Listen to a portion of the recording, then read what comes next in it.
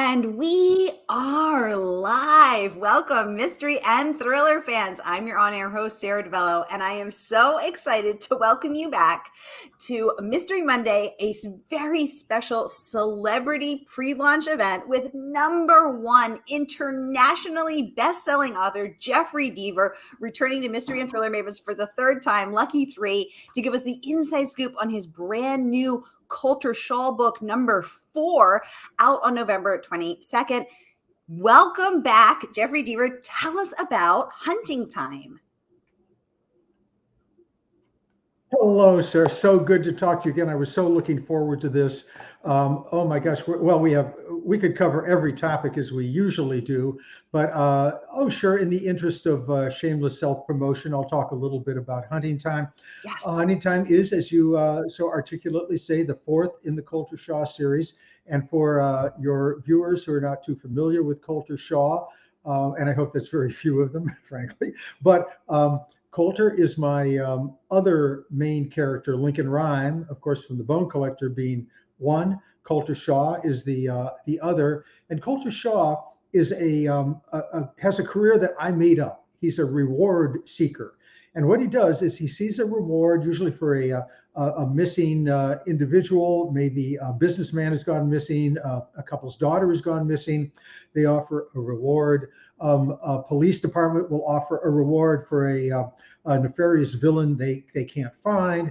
A prisoner will have escaped, and the prison warden posts a reward. So Colter travels around the country to find these missing individuals. He's like a modern day gunslinger. Instead of riding in on his palomino, which I believe is a horse of some kind, it could be a cow, I'm not too familiar, but some animal of some kind in the Old West. He's got a Winnebago camper, and but a Yamaha motorcycle, which kind of corresponds to the horse.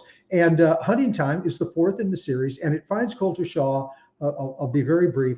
In a Rust Belt town, a very depressed Rust Belt town in the Midwest, that's suffering from the economic woes, but they're trying to come back. And one of the things they're doing is they built the town is subsidizing a miniature nuclear reactor fabrication plant. I didn't know these things existed. They're very tiny. They would fit in your backyard. The fact is they're 60 tons, so you couldn't carry it around with you, but it's an actual game-changing nuclear reactor. These things are real, but a part has gone missing, a vital part stolen by somebody, don't want to give away who, and Colter Shaw gets on the case to try to track down this part. And your readers, or I'm sorry, your viewers are thinking, oh, that's the story. No, it's not. That's like the first 2 chapters. Then the story gets going, because I change directions like I do in all my books, 90 degrees or 97 degrees or whatever the degree change is. And the designer of this computer-based part that goes into the computer, or that goes into the reactor, has gone missing. She and her daughter are on the lam from being chased by her psychotic ex-husband, by 2 nefarious bad guys, right out of a Quentin Tarantino Pulp Fiction kind of a movie, and then a big corporate executive. And the story is a typical Deaver, back and forth, surprises, twists and turns, takes place over only about 2 days, and a surprise ending. After that, there's a big surprise ending, and following that, oh yes, a big surprise ending. So there you go. I promise my next answers will be considerably shorter, don't worry. Oh my gosh. Well, Jeff, I think that we would all lean in to hear you read the phone book. So to hear the inside scoop on Colter and about this book, I mean, we are all here for it. We're so excited. And the questions and comments are already pouring in, so I'm going to get right over to those. So if y'all have been here before, you know how this works. Every Mystery Monday, I give you my hand-picked featured authors, and you get to ask them anything. So this is your chance to ask #1 internationally best-selling author Jeffery Deaver's anything you want about Colter Shaw, Lincoln Rhymes, his process, his short stories, anything that you'd like to know. He has a fascinating process, and we're going to get into that later. Sherry Brown, welcome to the conversation, saying hello to you both. She is joining us from Mooresville, Indiana. Sherry, welcome to the conversation. Sharon says hello from Minnesota. Hi, Sharon. Welcome back. Hello. Good to see you. Hi, Sharon. Yay. We have Lisa Mary saying, hi, it's great to see you again, Jeffery Deaver. I sure missed the Poison Pen where I met you several times when we lived in Arizona. Good to see you. I like the picture too. Isn't that great? Isn't that a great? I like that picture too. Sarah Tully joining us live, saying hello from Louisiana. Sarah, welcome to the conversation. Thanks for joining us today. And I love etouffee, by the way. Just thought I'd throw that out since I'm sitting in my kitchen at the moment. Oh my gosh, crawfish etouffee or shrimp etouffee or any etouffee. So Any etouffee. If it starts with an E and ends with a fay, I love it. So Jeff is a consummate chef. For those of you who don't know, Jeff excels at cooking and at barbecue. He is quite the Renaissance man. Sherry saying, OMG, your new book sounds wonderful. Sherry, we agree. Sylvia joining us from Omaha saying, hello, welcome, Sylvia. I love your little dog profile picture. Love that. Yes. Jeffrey is a consummate dog dad, a fan of dogs. Lisa is saying hello from South Kentucky. Great to have you here. Sherry would like to know, Jeff, if you could choose one of your characters for a day, who would you choose and why? Oh my goodness. That's having written 45 novels, about 90 short stories. That's a lot of people to choose from. And me being an introvert, I would have to pick somebody like, I think I would pick a character from one of my earlier books, Catherine Dance. I don't know if you're familiar with her, but she's a California Bureau of Investigations investigator out in California. And because she lives in Carmel, what better place to go visit and hang out with a character? Well, what a perfect answer, because actually, so I have a private Facebook group for mystery and thriller fans, and I let people submit questions in advance. And Mike O'Neill said he couldn't be, he's at work, so he couldn't be joining us live, but he'll be watching the replay.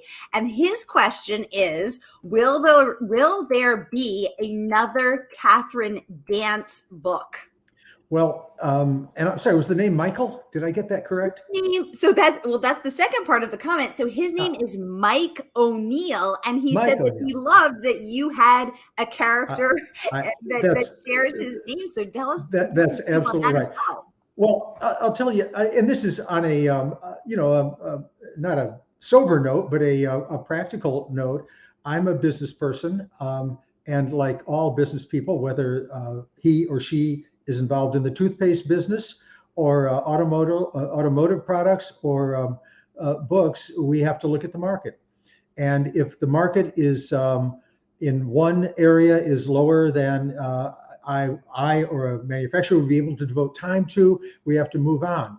And to be honest with you, the Catherine Dance books were very well received, but by a very small market. And because there's nothing wrong with this, but some authors will hire on to have somebody write the books with them. And I can't do that simply because I don't play well with others. It's not a moral decision, for heaven's sakes. If you want to work with somebody, please work with somebody. That's great. James Patterson has done such a wonderful job bringing other authors into the fold. I don't work quite that way. So I do have some Catherine Dance books planned. But curiously, Mike, now that you mentioned that, I can't give any details away, but what did I get about 4 days ago? But an email from a well-known studio in Hollywood asking if Catherine Dance was available potentially for a streaming TV series. And my answer was to debate about a half second and say, yes, here's my agent, let me know. And did I mention business? Yes, if a TV series comes out, then the book comes back and there'll be other Catherine Dance books. Just like, before I forget, excuse me, Sarah, jumping around a bit here, Colter Shaw, The Never Game, the first in the series, will be on CBS next year, a series starring Justin Hartley, the great actor from This Is Us. So we've got that coming up later in the airtime will be sometime next year.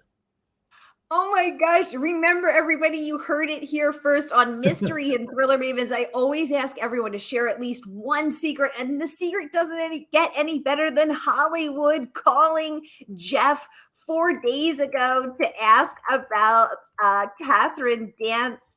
on the screen. This is so exciting. Oh my God. Congratulations, Thank Jeff. you. This is so fabulous. And everybody is so excited. Lisa saying, yippee, I'll be watching for a series. Great news. Sherry saying, OMG, OMG. So awesome. Sylvia saying, you don't play well with others. LOL. Do you run with scissors? All the time, but my scissors are the blunt ones, so I can't cause any damage. Okay, fabulous, fella. Fair enough. Thank you for that. And Lee would like to know, do you plan on creating a new series alongside Lincoln Rhyme and Colter Shaw series? Are you planning a third person? No, I'm at this advanced age. I find it. I still work every day. I do a book a year, about 4 short stories a year. I have the energy to do that, but the idea of a third series is a little bit daunting, frankly, because one of the things I've learned about this business is if you're going to do it, you have to do it right, and that involves, and for me at least, not for every author, that involves outlining the books to a great extent, doing a lot of research, rewriting the books many times. And I love it. I enjoy it. But the old bones occasionally catch up with you. So I think the 2 series and the short stories are probably going to be it until now. For now, until of course Hollywood calls and says, Jeff, do you want to act? At which point I will volunteer to be a dead body on one of the TV shows. And I look forward to the cameo by Jeff Deaver playing a dead body, a mummy perhaps. Oh my gosh, I'm so excited. Wow. So Lee, thank you for the great questions. Thank you all for the questions. So Jeff, 4 short stories plus a novel a year. Let's talk about that. So first of all, you shared before when you were here that you have an extensive outlining process taking up to 6 to 8 months and typing 180 pages, up to 180 pages in plotting. Can you tell us a little bit more about that process? What do you do when you feel stuck? How do you keep your energy up, your creativity up, your brain sharp? Well, Sarah, you touched on the key word there, stuck. When and I'll be brief about this. Try to be brief. Actually, those viewers out there who are new to my work, believe me, my books move much faster than I talk. I kind of jump around a little bit, but I'm very focused with the books. But you may start out with a great idea for a book, and you just start writing. You don't have it planned, and you get to the first chapter. It's very exciting. Second chapter, oh great. Third chapter slows down a little bit. Fourth chapter, oh, I'm kind of not sure where to go. Fifth, sixth, bang, you've hit 200 pages. Chapter 7, you have no idea where it's going to go. Absolutely no idea. And you look at a very boring middle, and you have no idea how it's going to end. And the ending in these books, actually, the ending in any book is the most important part. It's like in an airplane. I hope the flight is okay, but the landing is the most important part, and the flight should be the ending of a book should be the most important part. And so you have no idea where it's going to go. But if you do the outlining ahead of time, then you can see where the story is going to go and where it's going to fall short. So you can spend maybe a week outlining, or you can spend 6 months writing pages that you're going to have to throw out. You know what? Throw out, I don't know, a dime's worth of Post-it notes and start over again. That's why outlining is so important. Thank you so much for saying that, Jeff, because I know, and I am only just finished my second book, so I'm 43. Congratulations. Thank you. I'm 43 books behind the Grand Master of Mystery here.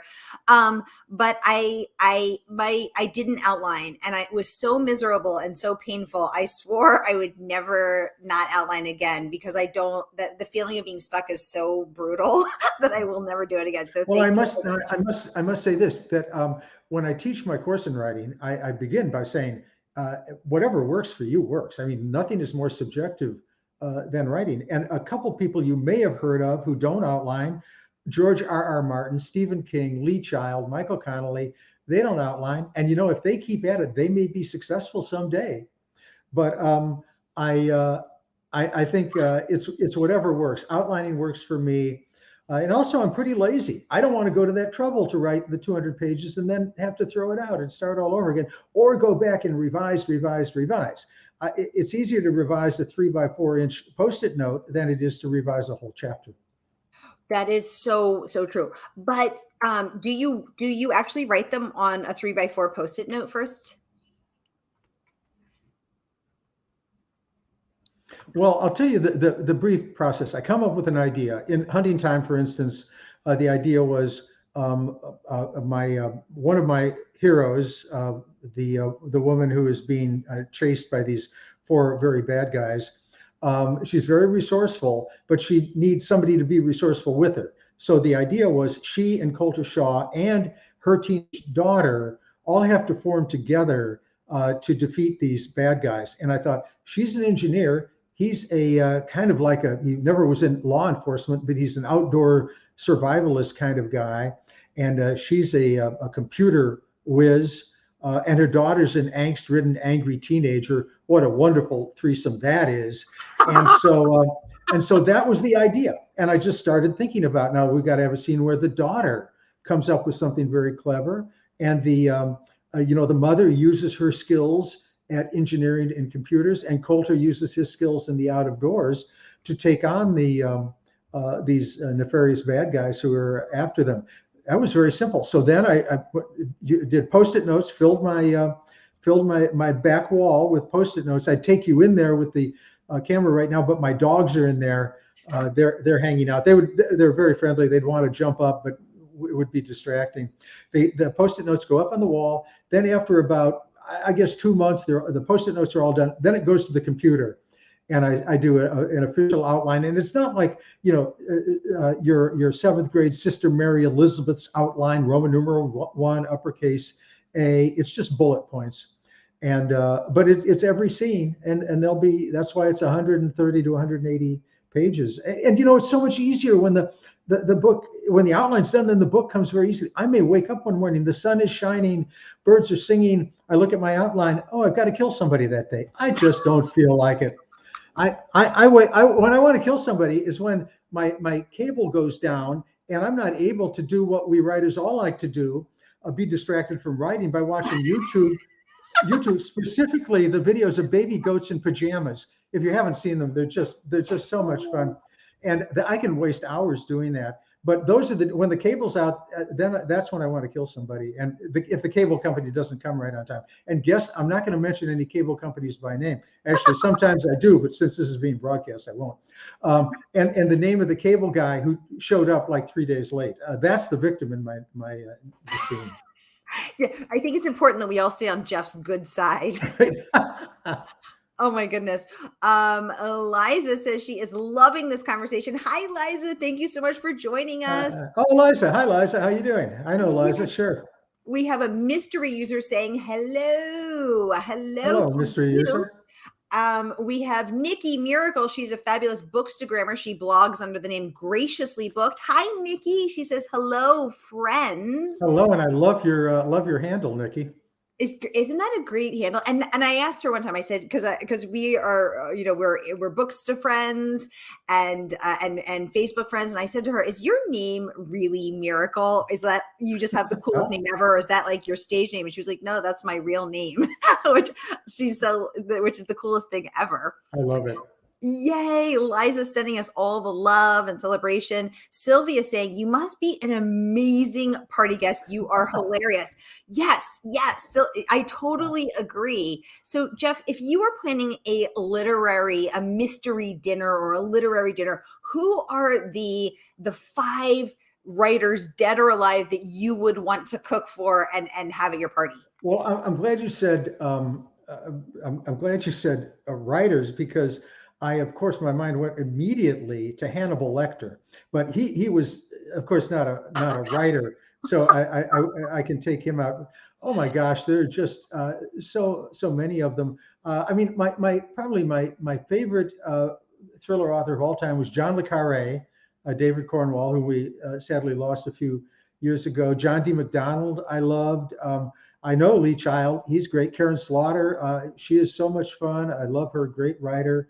Um, Shakespeare, of course. And this is a story that not many people know, but I am descended from the 17th Earl of Oxford, Edward Deaver. And he is the person whom some people, including my cousin, who's a little wacky conspiracy guy, believes wrote the Shakespeare plays. And this is a meme. This is a thing that goes throughout history. He didn't. We've researched that and found out that Edward de Vere did not write the Shakespeare plays, largely because he offended Victoria and was beheaded 5 years before the last play was written. And he didn't write them and keep them in a drawer, as has been suggested.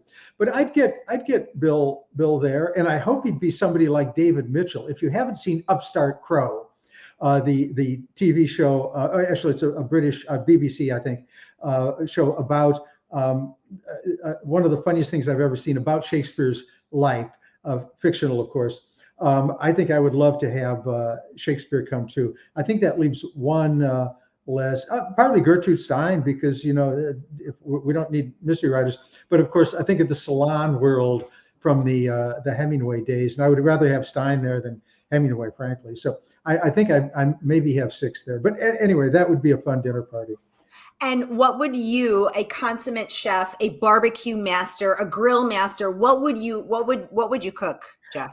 Sarah, I was going to tell you, I've cooked all my life, and I cook anything. I mean, I made Indian the other day. I made what did I make? French. I love French cooking. And I will say, I was thinking about opening a restaurant, and many people do this. I'm certainly not a celebrity, but many people have other careers, open a restaurant on the side. But I did some research, and it turns out that from what I know about restaurants and my research, they lose money. They all lose money. The clientele is rude. You have to serve the food they want, and you have to serve the wine that they want. Well, what's the fun in that? So I thought, you know what I'm going to do? I'm just going to have a dinner party once a week. I'm going to lose money. It's the same thing. I can serve what I want. Nobody dares be rude to me because I'm giving them food, and I get to serve the wine I want. So I eliminated the middleman, and it worked out quite well. But for I mean, I'm in North Carolina. I live a few places. I'm in North Carolina at the moment, but I would probably make the crew North Carolina barbecue, and I'm going to offend a lot of people out here. I know, but the only barbecue is mustard-based barbecue, sweet and sour mustard-based barbecue, and I'm sorry, your board is going to light up with that. Especially people from Arkansas, especially people from Tennessee. But I'm sorry, I will stand by my mustard-based brown sugar barbecue. Ooh. Oh, there we go. Okay. Oh, Okay. Sarah, you just put that, Sarah. I was looking to see. I don't have my good glasses on. I said, "Oh, Sarah, what a coincidence! Somebody has your same name." Hey, I'm just putting it out there. We have another mystery guessing. What a great party that would be. Lee Child is always fun. Sylvia wants to know, do you have a favorite cookbook? Yeah, Jeff, what do you cook out of? Yes, Mastering the Art. Well, I have the joy of cooking for my stable, but Mastering the Art of French Cooking by Julia Child is my go-to cookbook. Fantastic. I return there a lot. I mean, when you cook for a long time, and I'm sure you, Sarah, and many people know this, you learn the basics. You learn that you can't, if you want to whip egg whites, it has to be the right temperature. You can't get any little bit of yolk in there. If you're going to whip whipped cream, again, it has to be if not frozen, a cold bowl. You know how to make a roux, the amount of butter and flour to use. You learn all that kind of stuff. But then there's that extra step, that extra thing that Julia put in to all her recipes. For bread, however, baking, I'm not a big baker anymore. James Beard's Beard on Bread is the best bread book you'll ever find. Ooh, I didn't know that. Well, Eliza says if you can make it vegan, she is all in. Someone's saying they hate mustard. Sorry. I knew it. Yeah, I know it. I love mustard because I love pickles. I love olives. I love salty, briny things. So I'm here for the mustard. Well, if you thought the world was divided into the plotters and the pantsers in terms of books, I'm sorry, the mustarders and the non-mustarders, they take the cake when it comes to conflict. Oh my gosh, I love it. Well, speaking of cookbooks, and all books. Guess what, y'all? Jeff's next book, Colter #4, is coming out soon, and I am thrilled to share that we have signed books available. We have signed books available. So not only can you dive into Colter Shaw Book 4 Hunting Time, but you can get a signed copy because my partner in crime, Murder by the Book, is having Jeff in store on Tuesday, November 29th at 6:30 p.m. Central. So if you're in Houston, Texas, head on over to Murder by the Book, and Jeff will sign your book, and you'll get to hear him talk. You get to meet him in person. I wish I was in Houston, but for me and for the rest of us who aren't in Houston, we can still get a signed book. So Jeff will sign a book for us. So here is the link.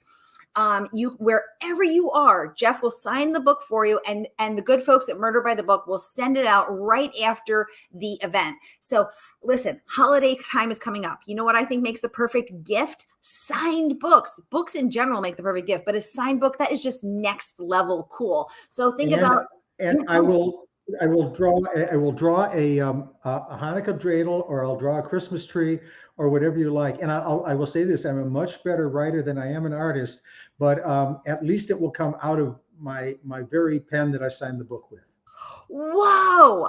Oh my gosh. Okay. Jeff will draw. Oh my gosh. I love this. We'll draw a Christmas tree or Hanukkah dreidel for you, for us.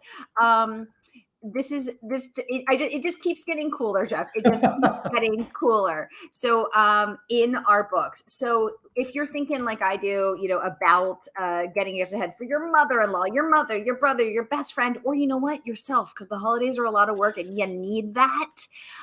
Jeff will do this. So everybody get your orders in. Here is the link.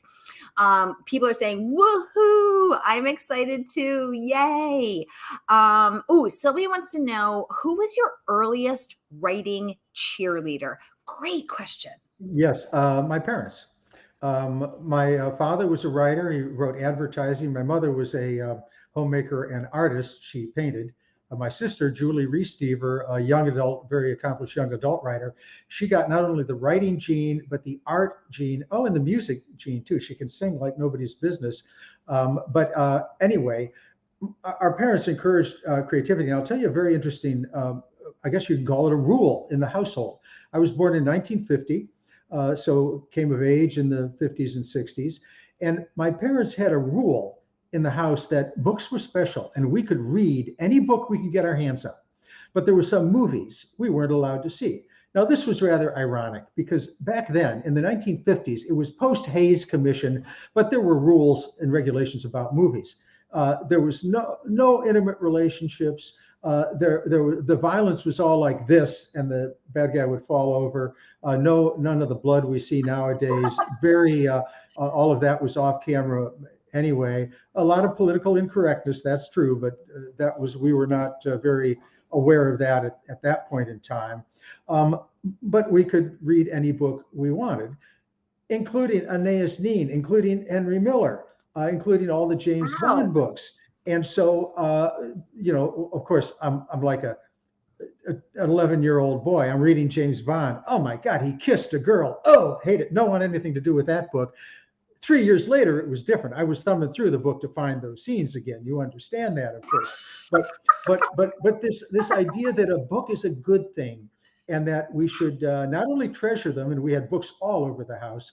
We should not only treasure them, but we should lose ourselves in them. We should read them. And I think it was Ray Bradbury said, we as writers must wear books upon our heads as hats. And from that love of books, make a new world. And that was the world Julie and I grew up in. And I'm still resentful, though, that my parents wouldn't let me see, I believe it was a Shirley MacLaine film, Irma la Douce, which was, I think, a bit racy for the time, for the 1950s. And I should probably get that now. It will probably be the tamest movie one could imagine. But I'm glad you brought that up, because not that I'm resentful about it, but I just think I'd probably like to pick that one out and see what I missed when I was 9 or 10. Oh my gosh, I love it. Well, I know I am cracking up. Sylvia says she is cracking up as well. We are loving this story.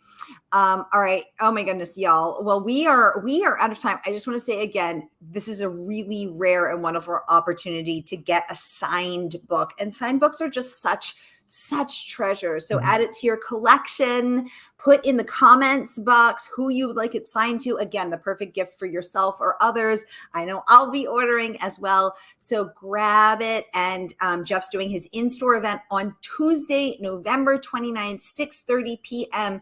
Central. And he will sign everybody who attends in person as well as everyone who pre-ordered. So this is your chance, no matter where you are, you can get it. Nikki Miracle saying, thank you so much. Yes, this is so exciting. Thank you, Nikki, AKA Graciously Booked on Instagram. Everybody go give her a follow as well. This is so wonderful. Well, Jeffrey, what a pleasure to host you again, to be here. Someone is sharing that as always, yes, indeed. We're very much the same people. Another friend is saying, thank you so much for being here. So great to have y'all. Jeffrey, you are good to see you all. A treasure for the writing community, the mystery community, the reading community. We appreciate you so much. Congratulations on Colter book number 4, novel number 45. Okay. And everybody, don't forget to pre-order your signed copy. It is the gift of the season. Jeff, thank you so much. Sara, thank you so much. What a delight. Thank you. Have a great night. Come back when your next book is out, okay? Fair enough. I'll do it. Thank you so much, everybody. Have a great day.